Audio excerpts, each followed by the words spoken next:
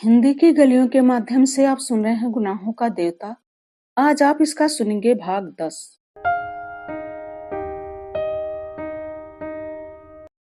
अच्छा अच्छा, जाओ चाय लाओ। जब सुधा चाय लाने गई तो डॉक्टर साहब बोले, कोई विश्वासपात्र लड़का है अपने घर की लड़की समझकर सुधा को सौंपना पढ़ने के लिए। सुधा अब बच्ची नहीं है। हाँ हाँ, ये भी कोई कहने की बात है। हाँ, वैसे अभी तक सुधा तुम्हारे ही निगाहबानी में रही है। तुम खुद ही अपनी जिम्मेदारी समझते हो। लड़का हिंदी में एमए है। हाँ, एमए कर रहा है।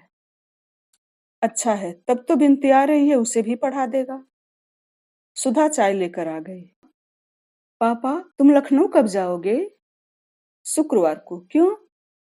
और ये भी जाएंगे? हाँ। और हम अकेले रहेंगे? क्यों, महाराजन यहीं सोएंगी और अगले सोमवार को हम लौट आएंगे। डॉक्टर शुक्ला ने चाय का प्याला मुंह में लगाते हुए कहा। एक गमकदे की शाम, मन उदास, तबीयत उचटी सी। सितारों की रोशनी फीकी लग रही थी। मार्च की शुरुआत थी, फिर भी जाने शाम इतनी गर्म या सुधा को ही इतनी बेचैनी लग रही थी। पहले वह जाकर सामने के लान में बैठी, लेकिन सामने के भी मौलसिरी के पेड़ में छोटी छोटी गौरैयों ने मिलकर इतनी जोर से चहचहाना शुरू किया कि उसकी तबीयत घबरा उठी। और उस वक्त एकांत चाहती थी और सबसे बढ़कर सन्नाटा चाहती थी, जहाँ कोई भी न बोले, जहाँ कोई बात न करे, सभी खामोशी में डूबे हो। वह उठकर टहलने लगी और जब लगा कि पैरों में ताकत नहीं रही तो फिर लेट गई हरी हरी घास पर। मंगलवार की शाम थी और अभी तक पापा नहीं आए थे। आना तो दूर, पापा या चंदर के हाथ से एक पुर्जे के लिए तरस गई थी। किसी ने यह भी नहीं लिखा कि ये लोग कहाँ रह रहे हैं या कब तक आएंगे। किसी को भी सुधा का ख्याल नहीं। शनिवार या इतवार को तो वह हर रोज खाना खाते वक्त रोई। चाय पीना तो उसने उसी दिन से छोड़ दिया था। और सोमवार सुबह जब पापा नहीं आए तो इतना फूट फूट कर रोई थी कि महाराजन को सिकती हुई रोटी छोड़कर चूल्हे का आंच निकालकर सुधा को समझाने आना पड़ा। और सुधा की रुलाई देखकर तो महाराजन के हाथ पांव ढीले हो गए थे। उसकी सारी डांट हवा हो गई थी और वह सुधा का मुंह ही मुंह देखती थी। कल से कॉलेज भी नहीं गई थी और दोनों दिन इंतजार करती रही कि कहीं दोपहर को पापा न आ जाएं। गेसु से भी 2 दिन से मुलाकात नहीं हुई थी, लेकिन मंगल को दोपहर तक जब कोई खबर न आई तो उसकी घबराहट बेकाबू हो गई। इस वक्त उसने बिसरिया से भी कोई बात नहीं की थी। आधा घंटा पढ़ने के बाद उसने कहा कि उसके सिर में दर्द हो रहा है और उसके बाद खूब रोई, खूब रोई। उसके बाद उठी, चाय पी, मुंह हाथ धोया और सामने के लान पर टहलने लगी और फिर लेट गई हरी हरी घास पर। बड़ी ही उदास शाम थी और क्षितिज की लगी लाली के होठ भी स्याह पड़ गए थे। बादल सांस रोके पड़े थे और खामोश सितारे टिमटिमा रहे थे। बगलों की धुंधली धुंधली कतारें पर मारती हुई गुजर रही थी। सुधा ने एक लंबी सांस लेकर सोचा कि अगर वह चिड़िया होती तो एक क्षण में उड़कर जहां चाहती वहां का खबर ले आती। पापा इस वक्त घूमने गए होंगे। चंदर अपने दोस्तों की टोली में बैठा रंगरेलिया कर रहा होगा। वहां भी दोस्त बना ही लिए होंगे उसने। बड़ा बातूनी है चंदर और बड़ा मीठे स्वभाव का। आज तक किसी से सुधा ने उसकी बुराई नहीं सुनी। सभी उसको प्यार करते थे, यहाँ तक कि महाराजन, जो सुधा को हमेशा डांटती रहती थी, चंदर का हमेशा पक्ष लेती थी और सुधा हर एक से पूछ लेती थी कि चंदर के बारे में उसकी क्या राय है। लेकिन सब लोग जितने चंदर की तारीफ करते थे उतना अच्छा उसे नहीं समझती थी। आदमी की परख तब होती है जब दिन रात बरते। चंदर उसका ऊन कभी नहीं ला कर देता था। बादामी रंग का रेशम मंगाओ तो केसरिया रंग का ला देता था। इतने नक्शे बनाते रहता था और सुधा ने हमेशा उससे कहा कि मुझ पर कोई डिजाइन बना दो, तो उसने कभी नहीं बनाई। एक बार सुधा ने बहुत अच्छी वायल कानपुर से मंगवाई थी और चंदर ने कहा, लाओ यह बहुत अच्छी है, हम किनारे पर डिजाइन बना देते हैं। और उसके बाद उसने उसमें तमाम पान जैसा जाने क्या बना दिया। और जब सुधा ने पूछा कि यह क्या है, तो चंदर बोला, लंका का नक्शा है। जब सुधा बिगड़ी तो बोला, लड़कियों के हृदय में रावण से मेघनाथ तक करोड़ों राक्षसों का वास होता है, इसीलिए उनकी पोशाक में लंका का नक्शा ज्यादा सुशोभित होता है। मारे गुस्से के सुधा ने वह धोती अपनी मालिन को दे डाली थी। यह सब बातें तो किसी को मालूम नहीं। उनके सामने तो जरा सा कपूर साहब हंस दिए, चार मजाक की बातें कर दी, छोटे मोटे उनके काम कर दिए, मीठी बातें कर ली, और सब समझे कपूर साहब तो बिल्कुल गुलाब के फूल हैं। लेकिन कपूर साहब एक तीखे कांटे हैं जो दिन रात सुधा के मन में चुभते रहते हैं। यह तो दुनिया को नहीं मालूम। दुनिया क्या जाने कि सुधा कितनी परेशान रहती है चंदर की आदतों से। अगर दुनिया को मालूम हो जाए तो कोई भी चंदर की जरा सी भी तारीफ न करें, सब सुधा को ही ज्यादा अच्छा कहें। लेकिन सुधा कभी किसी से कुछ नहीं कहती, मगर आज उसका मन हो रहा था कि किसी से चंदर की जी भर कर बुराई कर ले तो उसका मन बहुत हल्का हो जाए। चलो बिटिया रानी, तनी खाए ले, फिर भीतर लेटो, अभी लेटे का बखत नहीं आवा। सहसा महाराजिन ने आकर सुधा की स्वप्न श्रृंखला तोड़ते हुए कहा, अब हम नहीं खाएंगे, भूख नहीं। सुधा ने अपने सुनहले सपनों में ही डूबी हुई बेहोश आवाज में जवाब दिया, खाए लो बिटिया, खाए पिए छोड़े से कसस काम चली। आओ उठाओ, महाराजिन ने बड़े दुलार से कहा। सुधा पीछा छूटने की कोई आशा न देखकर उठ गई और चल दी खाने। कौर उठाते हुए उसके आंख में आंसू छलक आए, लेकिन अपने को रोक लिया उसने। दूसरों के सामने अपने को बहुत शांत रखना आता था उसे। दो कौर खाने के बाद वह महाराजिन से बोली, आज कोई चिट्ठी तो नहीं आई? नहीं बिटिया, आज तो दिन भर घर में रहा, महाराजिन ने पराठे लटते हुए जवाब दिया।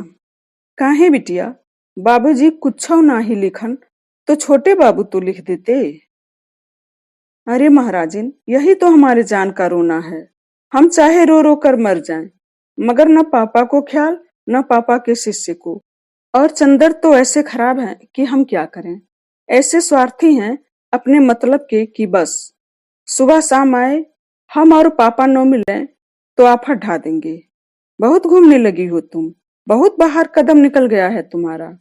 और सच पूछो तो चंदर की वजह से हमने सब जगह आना जाना बंद कर दिया, और खुद हैं कि आज लखनऊ, कल कलकत्ता, और एक चिट्ठी भेजने तक का वक्त नहीं मिलता।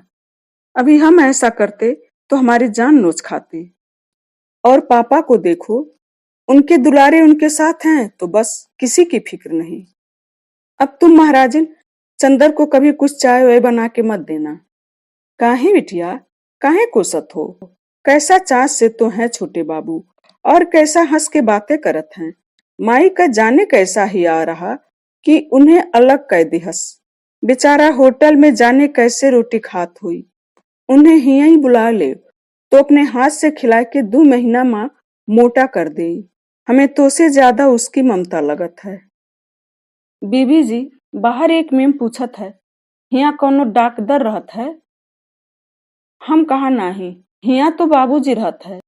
तो कहत है नहीं, यही मकान आए। मालिन ने सहसा आकर बहुत स्वतंत्र स्वरों में कहा। बैठा उन्हें, हम आते हैं, सुधा ने कहा, और जल्दी जल्दी खाना शुरू किया और जल्दी जल्दी खत्म कर दिया। बाहर जाकर उसने देखा तो नील काठ के झाड़ से टिकी हुई एक बाइसिकल खड़ी थी और एक ईसाई लड़की लान पर टहल रही थी। होगी करीब 24-25 बरस की, लेकिन बहुत अच्छी लग रही थी। कहिए, आप किसे पूछ रही हैं? सुधा ने अंग्रेजी में पूछा। मैं डॉक्टर शुक्ला से मिलने आई हूँ, उसने शुद्ध हिंदुस्तानी में कहा। वे तो बाहर गए हैं और कब आएंगे कुछ पता नहीं। कोई खास काम है आपको? सुधा ने पूछा। नहीं, यूं ही मिलने आ गई। आप उनकी लड़की हैं? उसने साइकिल उठाते हुए कहा। जी हाँ, लेकिन अपना नाम तो बताती जाइए। मेरा नाम कोई महत्वपूर्ण नहीं, मैं उनसे मिल लूंगी। और हाँ, आप उसे जानती हैं, मिस्टर कपूर को? आहा, आप मम्मी हैं मिस डिक्रूज? सुधा को एकदम ख्याल आ गया। आइए आइए, हम आपको ऐसे नहीं जाने देंगे। चलिए बैठिए। सुधा ने बड़ी बेतकल्लुफी से उसकी साइकिल पकड़ ली। अच्छा अच्छा चलो, कहकर पम्मी आकर ड्राइंग रूम में बैठ गई। मिस्टर कपूर रहते कहाँ हैं? पम्मी ने बैठने से पहले पूछा। रहते तो वे चौक में हैं, लेकिन आजकल तो वे भी पापा के साथ बाहर गए हैं। वे तो आपकी एक दिन बहुत तारीफ कर रहे थे, बहुत तारीफ। इतनी तारीफ किसी लड़की की करते तो हमने सुना नहीं। सचमुच? पम्मी का चेहरा लाल हो गया। वो बहुत अच्छे हैं, बहुत अच्छे हैं।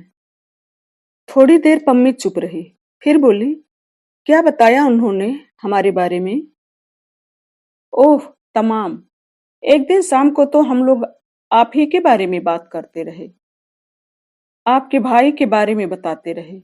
फिर आपके काम के बारे में बताया कि आप कितना तेज टाइप करते हैं।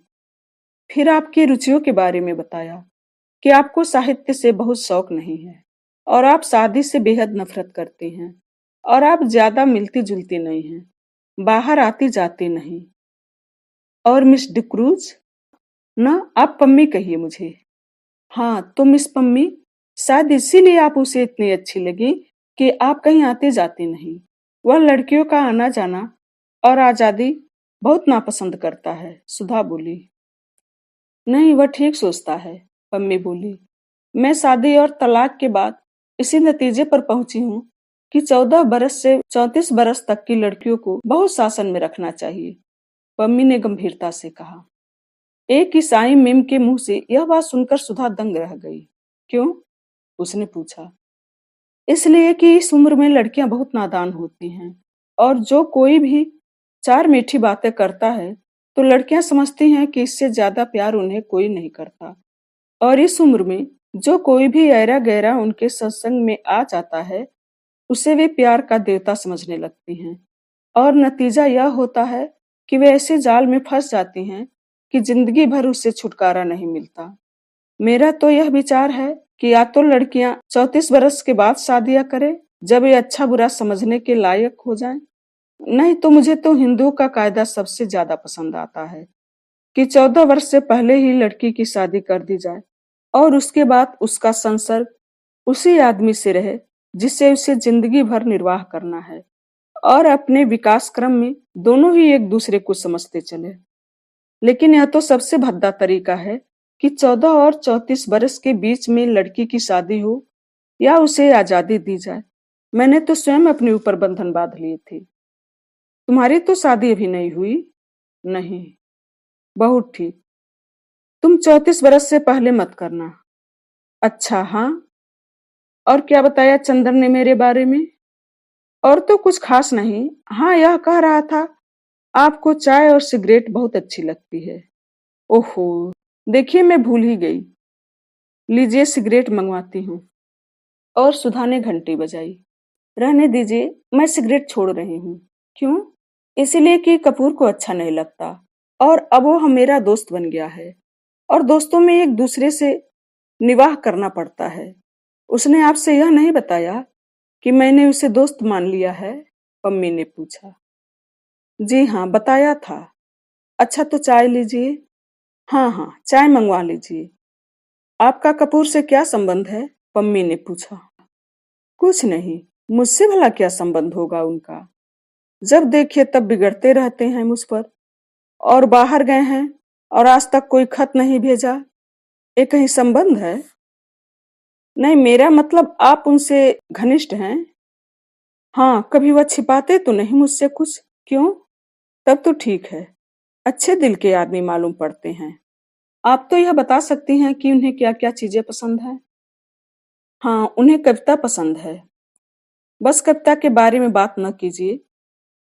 कविता सुना दीजिए उन्हें या कविता की किताब दे दीजिए उन्हें। और उनको घूमना फिरना पसंद है। रात को गंगा जी की सैर करना पसंद है। सिनेमा तो बेहद पसंद है। और और क्या, चाय की पत्ती का हलवा पसंद है। यह क्या होता है? मेरा मतलब बिना दूध की चाय उन्हें पसंद है। अच्छा अच्छा, देखिए आप सोचेंगे कि मैं इस तरह से मिस्टर कपूर के बारे में पूछ रही हूँ जैसे मैं कोई जासूस हूँ, लेकिन असल बात मैं अपनी बता दूं। मैं पिछले 2-3 साल से अकेली रहती रही, किसी से भी मिलती-जुलती नहीं थी और इस दिन मिस्टर कपूर गए तो पता नहीं क्यों मुझ पर प्रभाव पड़ा। उनको देखकर ऐसा लगा कि यह आदमी है जिसमें दिल की सच्चाई है, जो आदमियों में बिल्कुल नहीं होती। तभी मैंने सोचा इनसे दोस्ती कर लूं, लेकिन चूंकि एक बार दोस्ती करके निर्वाह और विवाह के बाद अलगाव मैं भोग चुकी हूँ, इसीलिए इनके बारे में पूरी जांच पड़ताल कर लेना चाहती हूँ। लेकिन दोस्त तो अब बना ही चुकी हूँ। चाय आ गई थी और पम्मी ने सुधा के प्याले में चाय डाली। ना, मैं तो अभी खाना खा चुकी हूँ, सुधा बोली। पम्मी ने 2-3 चुस्कियों के बाद कहा, आपके बारे में चंदर ने मुझसे कहा था। कहा होगा, सुधा मुंह बिगाड़ कर बोली। मेरी बुराई कर रहे होंगे और क्या।